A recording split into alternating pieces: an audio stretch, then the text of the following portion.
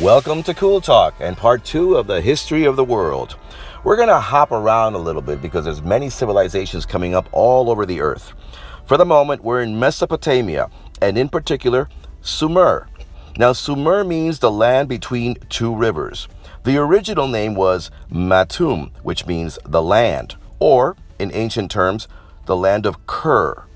The Akkadians changed the name to Sumer, which means the land between the rivers, specifically the Tigris and Euphrates. Now, Mesopotamia region is actually Iraq, Kuwait, southeast Turkey, and the border of Iran. Now, the Sumerians had mastered farming. They also gave us the plow, the wheel, the arch. They studied astronomy.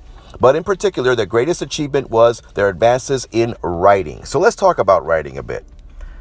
The Sumerians would write on wet clay. They would draw little pictures. They would draw from right to left, which was a problem because often their hand would smudge what they just carved out. So they began writing from top to bottom, and then they would turn the tablet around. Then they would take this clay tablet, put it out in the sun, and let it bake. It was very, very tedious. Later on, instead of drawing, they began to use little wedges. They would make marks. This became known as cuneiform. Now, this was a strange place to settle, with all the flooding and the mud and the sandstorms and the drought. But irrigation brought silt to the land that would enrich the land. Mud and straw mixed together created brick. There was also the mineral called bitumen that was used with mortar and brick, and so they built the cities.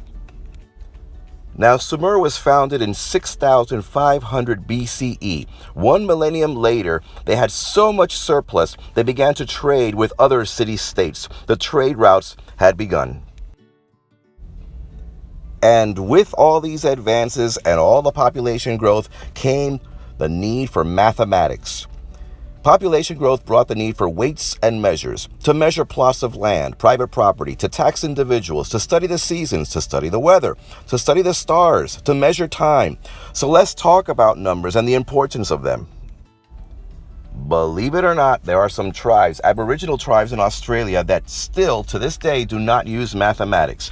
If you ask this old man, how many children do you have? He would say, daughter, daughter, daughter, son, son. There is no number 5. It's hard to grasp, but before you feel intellectually superior, remember, somebody taught you mathematics. You didn't invent it. It's hard to grasp the invention of numbers when no numbers exist. Ponder on that a little bit. Sumerians developed geometry, the value of 0. Look at this clay tablet. It dates from 700 BCE and is supposed to be a copy of a star chart describing an asteroid that hit the Earth in 3123 BCE, which, by the way, did happen.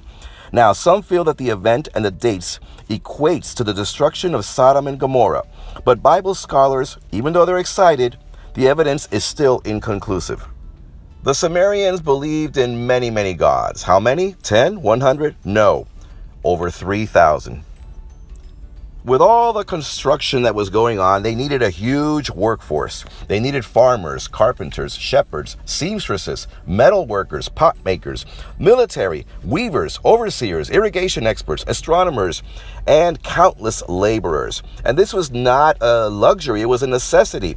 Foreign invaders constantly came running in and ransacking the city, so they needed walls for protection. They hired many foreigners to help. And one story tells of them hiring many foreigners to raise one temple. And these people spoke so many different languages. It was kind of a reverse Tower of Babel. Now, there were good neighborhoods and there were slums.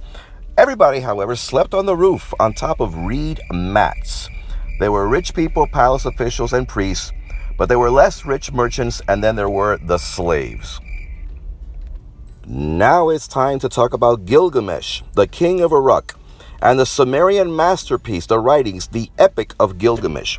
This legend claims that he fought giants and dragons with his friend, Wild Man Enkidu, and that the love goddess Ishtar failed to seduce him despite his appetite for sex. Yet Gilgamesh later realizes he is a mere mortal and is humbled at the prospect of death. Now, what's important about the Epic of Gilgamesh is that it deals with themes that still resonate today. Man's vulnerability, his mortality, his illusions. The stories of King Gilgamesh killing dragons was probably referring to his conquering other cities. And his rejection of the goddess Ishtar, some say that he was rejecting the priestess of the goddess Inanna, the goddess of love. Let me explain. You see, in ancient Sumeria, the king was expected to climb onto a tower and have sex with the priestess who worshipped the goddess Inanna, the goddess of love. This was a ritual that was supposed to bring fertility to the land, and the people in the city below were also expected to have sex. They even timed this ritual so that people would have babies in the winter season when they didn't have to go out and farm. Well, Gilgamesh refused to have sex with the high priestess. And why did he do that? Some suspect that he felt that he was above the gods. He had nothing to prove, like saying, I'm the man. I don't need this. You see, what's going on here is that now theocracy is shifting to monarchy. Now, when King Gilgamesh died, 50 of his servants drank poison and were buried with him. Now, in the writings of the Epic of Gilgamesh, they also tell the story of Utnapishtim, which is very similar to the story of Noah and the flood. There's also other Sumerian writings of a man called the Righteous Sufferer, Tabu Utel Bel, similar to the story of Job. However, in the Bible, Job had to appease one god. Sumerians had to appease many. And the problem here is that in the afterlife, there is no paradise. As I mentioned, there's no heaven and hell. There's just hell and hell. When you die, you go to the underworld. And it's your family's duty to go to your gravesite and leave water and food there, because there was no food or water in the afterlife. And your time on this earth is to serve the gods so they can give you and the city a long life. You know how countries today fight over oil? Well, back in Sumeria, the city-states would fight over water. And these two city-states, LAGASH and UMMA, they fought over water rights in different wars and different battles for a period of over 100 years. Now, astronomy is good to study the stars, but astrology is when you're looking for omens and fortune in the stars. And the Sumerians were big on this. They were also big on studying animal livers, looking for omens of good or bad fortune. Now, in the city of Ur lived a man named Abraham. The Bible tells his story, how he left the city of Ur to create his own nation, how he had a son in his old age named Isaac, and how he almost sacrificed Isaac. In the Bible, the story tells the lesson of this sacrifice as a test of faith. The Sumerians tell it a little differently, saying that Abraham was teaching Isaac a lesson because he wasn't pious enough. But anyway, it's good that Abraham left the city of Ur because the city was destroyed shortly afterwards.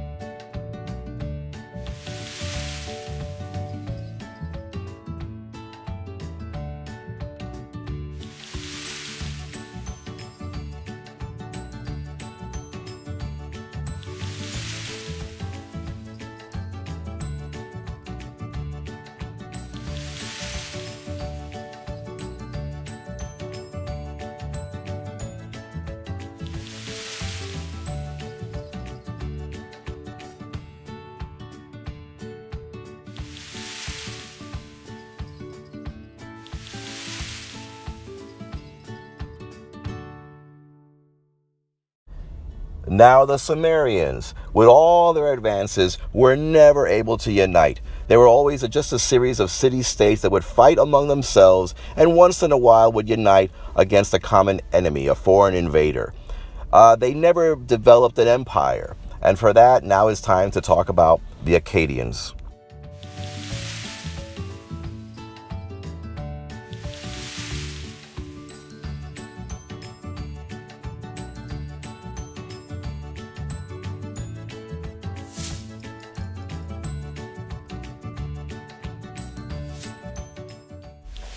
King Sargon invaded, and the Akkadians took over for a short 200 years. Yet they did bind the empire with roads. They had a postal service, and they replaced the Sumerian language, even while taking many of their customs. And now comes the Assyrian Empire, much larger than the Akkadian Empire, making up today's North Syria, southeast Turkey, the borders of Iran, Sumer, the Akkadian Empire, and Babylonia. Like Sumer, the Akkadians and the Assyrians were big on trade. The Assyrians dominated through sheer terror. One ruler, King Shalmaneser, blinded 14,000 prisoners of war. The Assyrians exiled an average of 13,000 people a year for 300 years. A Chaldean astronomer and mathematician developed a solar calendar that was the most accurate calendar there was until the 19th century. In the meantime, Abraham's people had spread. They went to Egypt, and one man, Moses, or as he was known then, Moshe, liberated the Jews. But even more telling was a development of Mosaic law. Now, Mosaic law is still prevalent today. The Ten Commandments, social law, food laws, purity laws, feast, sacrifices, offerings, instructions for the priesthood. The first 5 books of the Bible are known to the Jews as the Torah, the foundation of Judaism, Christianity, and Islam. Mosaic law has influenced the behavior and thoughts of millions of people throughout history and today. At first, the nation of Israel was settled and ruled by a series of judges, but then came the kings. The first, King Saul. He began promisingly, but then he ended with civil war and paranoia. Then came King David, a righteous man who nevertheless succumbed to temptation, had a man killed so he could marry the man's wife, saw his baby son die as a consequence. Then his son Ammon raped his daughter Tamar, and then his other son Absalom murdered Ammon and then rebelled against his father. What a family. Then there is King Solomon. Now, most of you know the story of King Solomon solving the case of the 2 women who were claiming one baby boy. Now, some think this is a political parallel where the baby represents Israel and Adonijah and Solomon represent the mothers, where Adonijah had to give up the claim to the throne so as not to see the nation divided up. The Assyrians fell apart, and here comes another empire, Babylon. King Hammurabi wrote the Hammurabi Code, the most famous and influential legal code. They were harsh laws. For robbery, there was death. For medical malpractice, a doctor had his hand amputated. For adultery, death. Now this is curious. For incest, if a man had sex with his daughter, he was exiled. But if he had sex with his daughter-in-law, it was death. Why? Because a daughter-in-law is the property of his son. Now, half of the Hammurabi Code deals with contracts, liability. The rest of it is inheritance, divorce, sexual behavior. But these have the earliest examples of the presumption of innocence, and it allowed the presentation of evidence in cases. We still use these today. Now, Nebuchadnezzar II.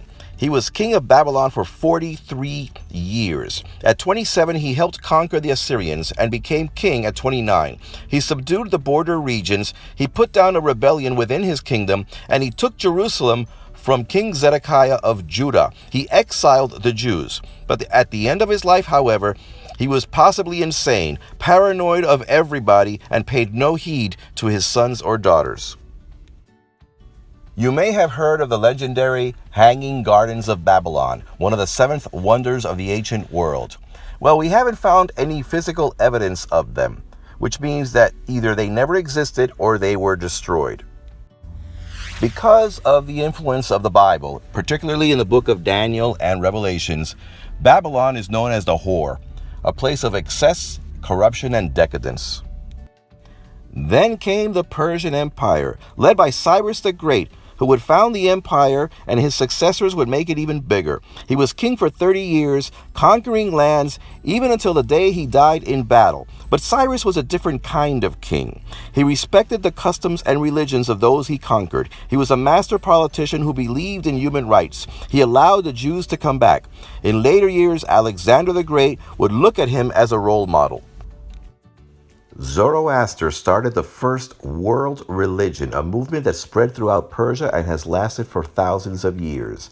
Zoroastrians have few rituals or even congregations. They believe in seeking truth and fleeing from evil by doing good. They believe in protecting the environment and freedom of the individual, spreading good deeds. They would pray to a fire, and in their temples they keep the fire going. One fire in Iran has been going for over 1,500 years. Now today there are less than 200,000 Zoroastrians, mainly because they do not seek converts. So one of the greatest religions of all time is today one of the smallest. Now, Persian King Darius the Great, ruled over 50 million people, which at the time was about 44% of the Earth's population. But he failed to conquer Greece, failing and losing at the Battle of Marathon. Now, let's talk about Darius' son Xerxes. Yes, not this Xerxes, the 7-foot androgynous figure that came out in the movie 300. No, he looked a little bit more like this over here. Now, Xerxes appears in the Bible in the book of Esther. He is named Ahasuerus, who marries Esther and allows, through her, the preservation of the Jewish people. King Xerxes angered the Babylonians by melting their golden statue, the statue of Marduk, their god, and so the Babylonians rebelled. He also invaded the Greek mainland by building canals. He got into a battle with King Leonidas of Sparta at the Battle of Thermopylae, where he defeated King Leonidas but failed to conquer the mainland of Greece, even though he did manage to burn Athens.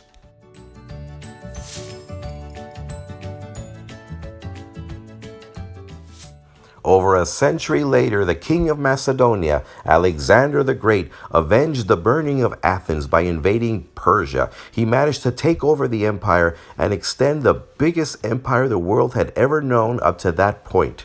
He reached all the way out to Egypt. And we're going to stop the video right now because the next chapter in this series is the civilization of Egypt. In the meantime, send me your comments, or better yet, subscribe. This is Cool Talk.